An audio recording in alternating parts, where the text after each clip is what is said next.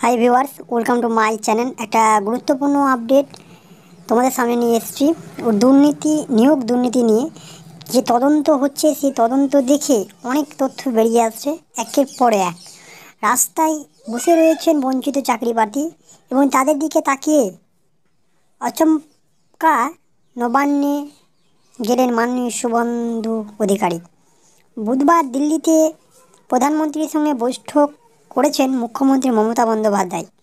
অন্যদিকে তখনই নবান্নে আচমকা পৌঁছে গেলেন বিরোধী দলনেতা শুভেন্দু অধিকারী।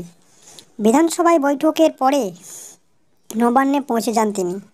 নবান্নে গিয়ে বাংলায় যে বঞ্চনা হচ্ছে তার খতিয়ান তুলে ধরেন। মুখ্য সচিবের হাতে নথি তুলে দেন তিনি। আগে থেকে জানিয়ে গেলে হয়তো তাকে ঢুকতে দেওয়া হতো না।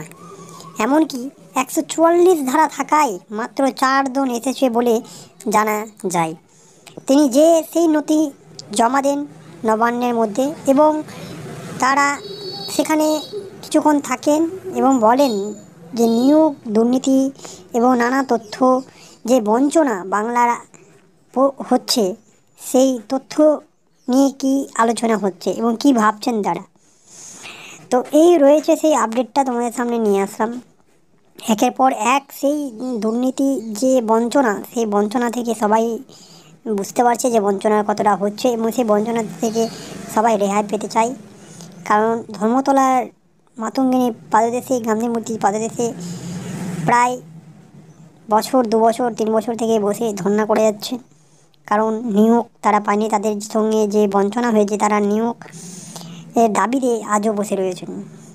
তো সেই বঞ্চনা আর দেখতে পাওয়া যাচ্ছে না। চেষ্টা করছেন যেন সকলের সেই নিয়োগটা দেওয়া হয় এবং সকলেই যেন যে যাই তার পদে যেতে পারে, সব বঞ্চনা থেকে যেন দূর হয়। তো বুঝতে পারছেন কি তথ্যটা রয়েছে, সেই সমস্ত তথ্য তোমাদের সামনে নিয়ে আসলাম। আরও কোনো তথ্য থাকবে, সেই সমস্ত তথ্য তোমাদের সামনে নিয়ে আসবো। Thank you.